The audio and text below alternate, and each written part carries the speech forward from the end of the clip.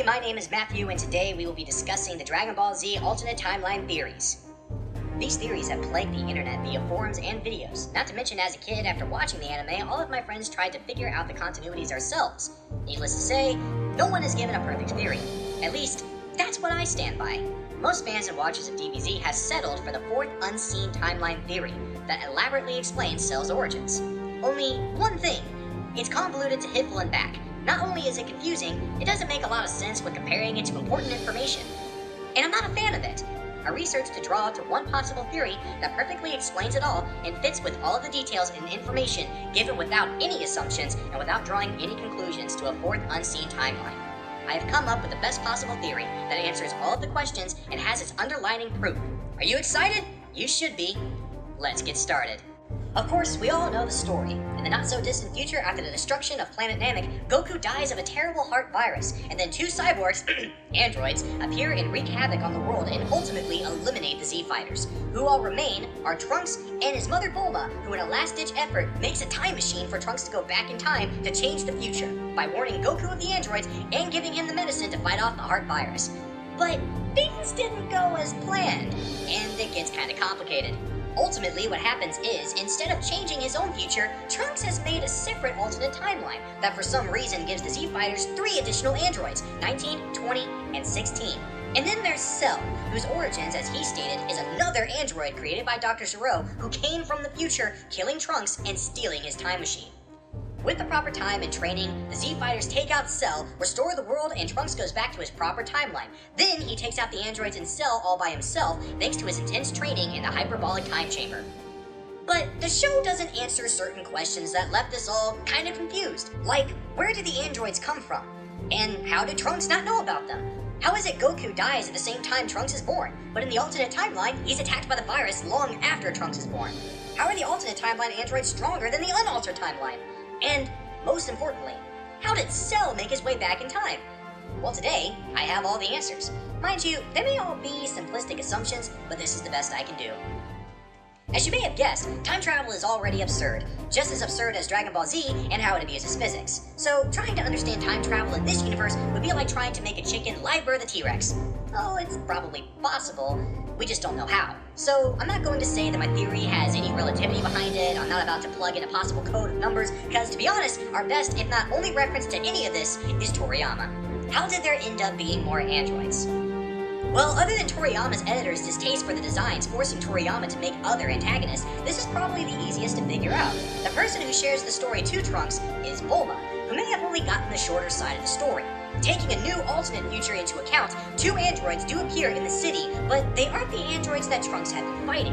It's likely that the Z-Warriors never came across these androids at all.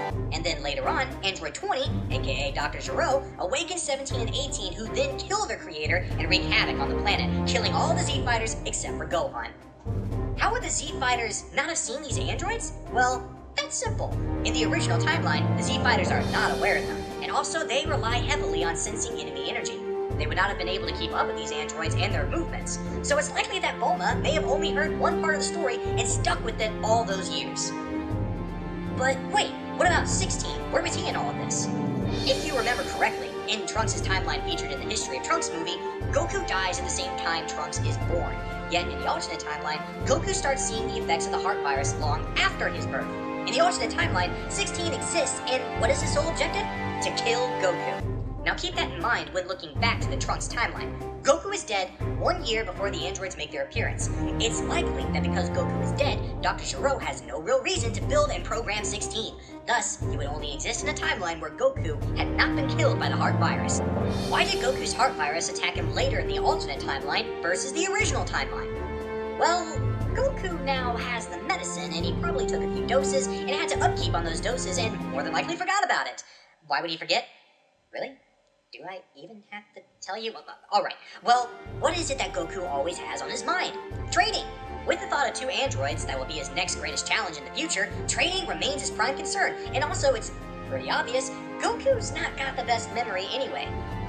On May 12th. May 12th at 10 p.m. A.M. 9 miles? 9 miles. 9 miles off of North. South. But that's the easy stuff. Why are the altered timeline androids stronger than the original timeline androids? This has to do with the construction of Android 16. Because Goku is still alive in this timeline, Dr. Gero is currently working on his Terminator project. His bigger problem is now that he has 17 and 18, and he doesn't have them under his control.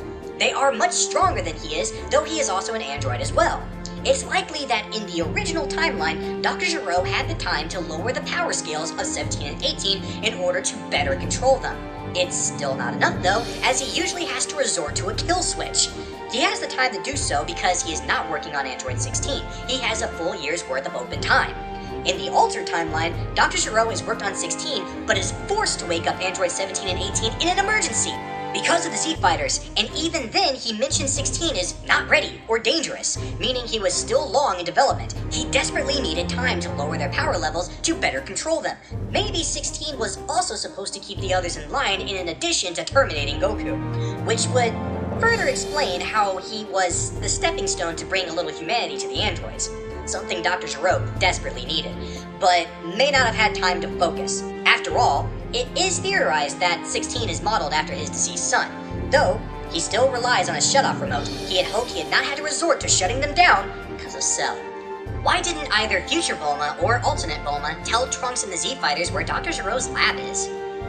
This is considerably one of the hardest plot holes to fill, because of the sudden twist to it. This is also what Toriyama had to resort to introduce the other androids.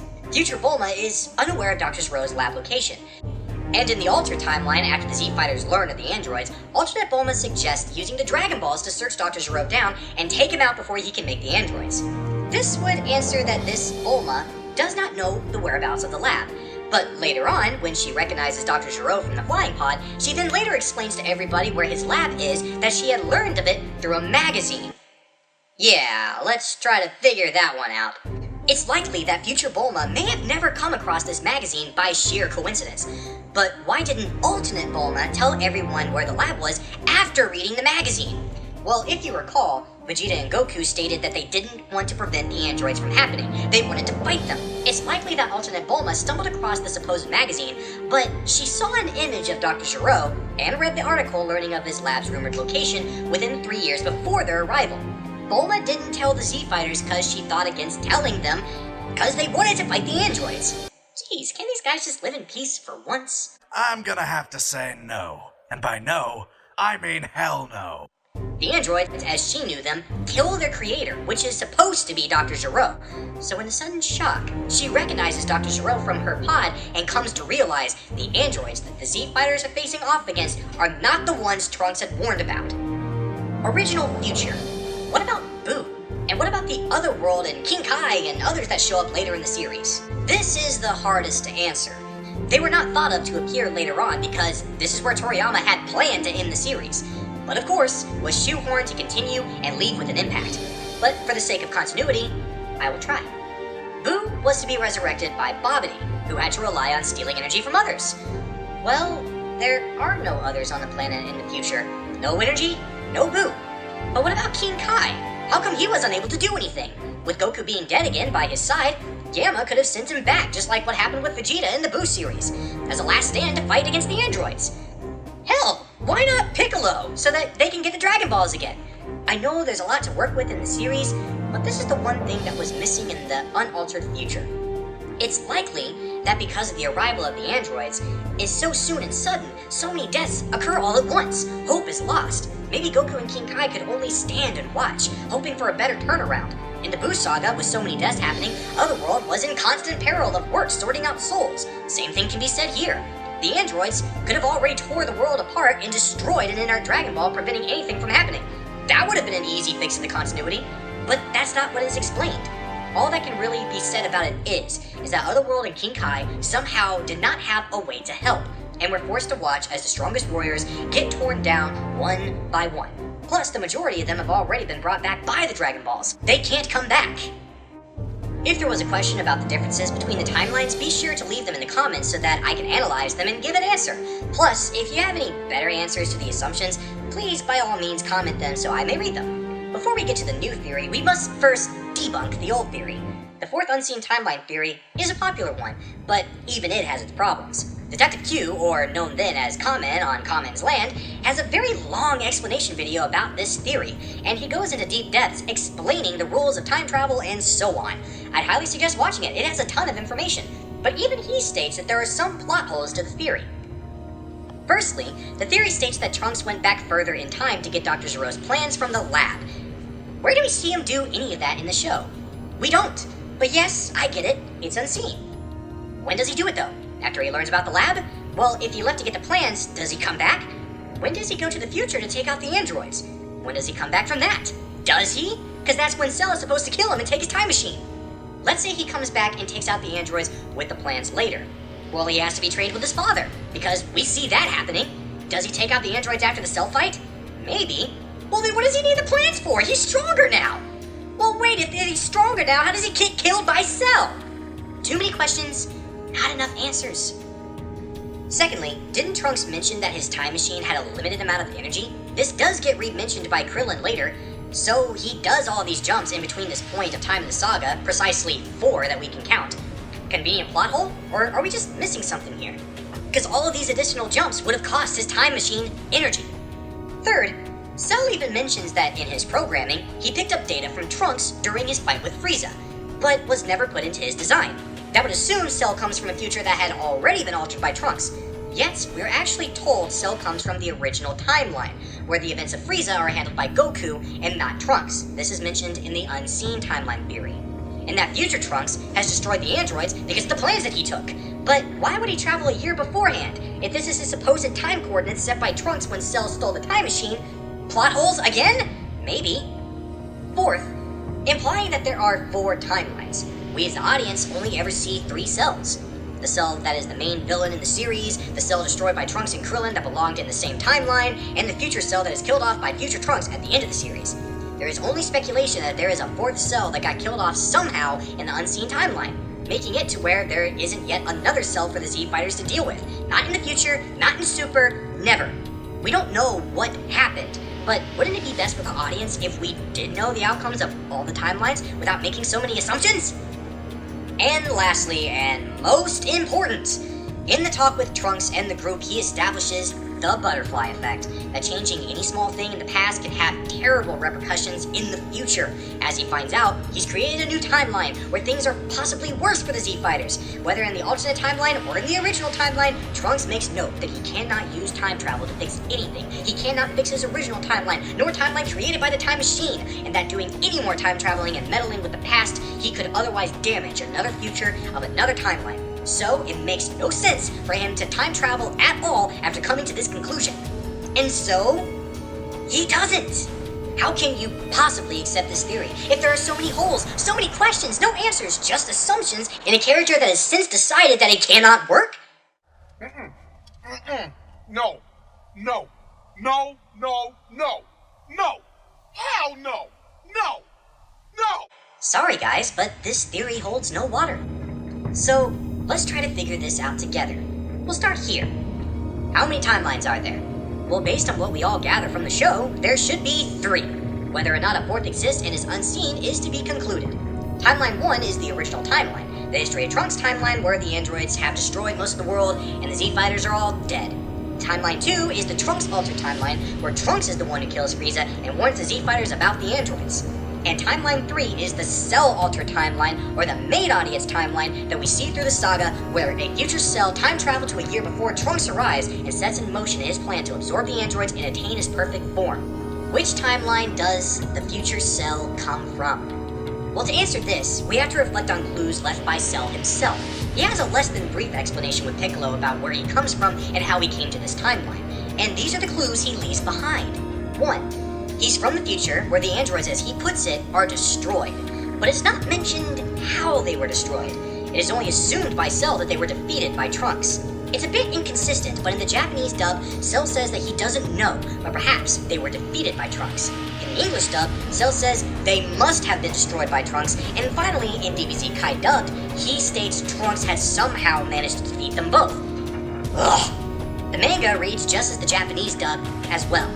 But one thing for sure, even Cell doesn't know what happened to the androids in all iterations, and that somehow Trunks is involved, again, in all iterations. this is where the idea that the unseen timeline was born, made by the assumptions of this character. 2.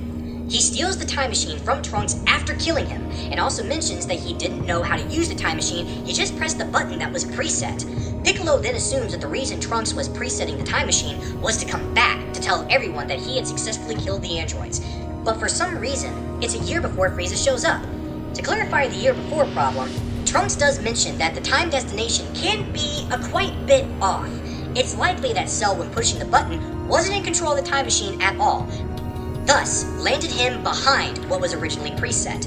Not like it mattered, he just needed to be in a time frame of the androids when they still exist. Piccolo, after making the assumption Trunks was traveling back, also sets the unseen timeline theory because for some reason we all assume his assumption is the true story. 3. He mentions how Dr. Zero gave him skills from collecting data over time. He says the drones picked up skills from Frieza upon his visit, and that also the drones had picked up data from Trunks. But this data wasn't used programming Cell, because enough Saiyan data had already been collected. So with this one clue, that would immediately establish Cell comes from a timeline that has already been altered by Trunks. Timeline 2. The fourth unseen timeline theory marks this as a plot hole, but it seems so necessarily stated by Cell. How can it be? So, if this Cell comes from Timeline 2, well then we now have a bunch of questions. But if you think about it, Timeline 2 is the timeline that is unseen. We know it exists, but we don't get a lot of information about what happens out of it. Timeline 1 we see through the history of Trunks. Timeline 3 we see all as the audience. But Timeline 2 comes in really small doses, flashbacks and representations. A lot can happen within this timeline, but we have to see how it all fits together. If Cell is from Timeline 2, how are the androids destroyed? It's likely that the androids are destroyed because in this timeline, Goku is still alive. Maybe, in an error of communication, Cell states that the androids were destroyed because of Trunks. It is because of Trunks that history changed, and with it came the resolve of this new issue. Perhaps when Cell discovered that the androids were destroyed, he assumed Trunks had to be the reason because of the time machine. If not for the time machine, they'd surely be around. What else happens in Timeline 2? Because this timeline isn't featured much, we can only gather that this timeline does not include future Trunks in it. How can that be? Trunks travels to the future to see if his plan had worked, but ends up in Timeline 1 and sees that nothing has changed. He then travels back 3 years after he gave his message to Goku, but he lands in Timeline 3 because this is where we see him throughout the season. Reason? His meddling with time, making Timeline 2, sets in Cell, who ultimately makes Timeline 3.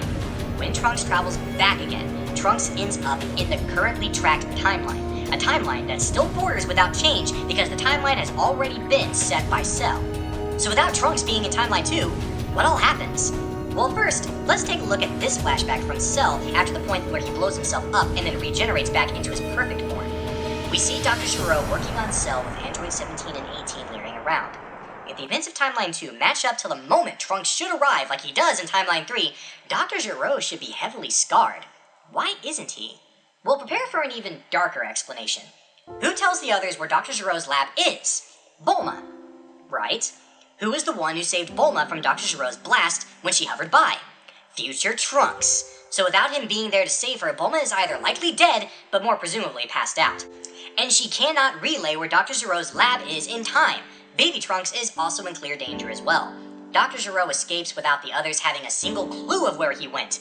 In the right amount of time, he could have fixed himself to this point. This one memory of Cell could be further evidence to future Trunks not existing in this timeline as well. It's also likely that the reason Dr. Gero is heavily working on Cell is because of the fight from earlier. He sees his enemies are much stronger than that of the data that he has collected. A few minor adjustments, and suddenly Cell is far more aware of certain things. This may explain how he was able to go toe-to-toe with Piccolo, who at this point is now a Super Namekian. Something never documented, and even up to this point in Timeline 2, hadn't been documented. But wait, there's more! Again, without making too many assumptions, we know that in order for this theory to work, the androids must have been destroyed either by Trunks, with the help of Trunks, or perhaps because Trunks used his time machine. Unfortunately, Timeline 2 will not be able to answer certain questions like, was Android 16 awakened? Cause we don't see that in Cell's memory scene. We don't even know if Android 18 hooks up with Krillin. Now I'm really sad. But all of this can be answered if we just figure out this one little problem. How does Cell get future Trunks' time machine? Where can we deduce that future Trunks does end up in Timeline 2, at the point in time he is supposed to run into Cell? We follow the main future Trunks throughout the series. If he decided to go back in time to take advantage of him knowing where the android's plans are, he would still show up being much stronger than Cell to begin with. Not to mention, he would know he was coming. But imagine if Trunks did show up in future of Timeline 2. That would be like heaven for him, right? A future where the androids are destroyed? A time of pure peace before Cell or Boo, for that matter. It's likely the world would be scarred by the battle that would take place between Goku and the androids, but it's not like any of that matters. They're gone now. To Trunks, he'd think his mission was accomplished. If he showed up there... But how does he get there? Maybe we are looking at this through the wrong angle. Let's try looking at the one thing we've been ignoring the whole time. The time machine. How does the time machine work exactly? We understand that time traveling is possible within this universe. However, when you time travel to a point in the past, it creates an alternate timeline or reality, and the time machine travels to either of them. But that's not what Bulma designed the time machine to do. If you think of it, Bulma thought that time traveling was to work a specific way, and designed the time machine to work that specific way.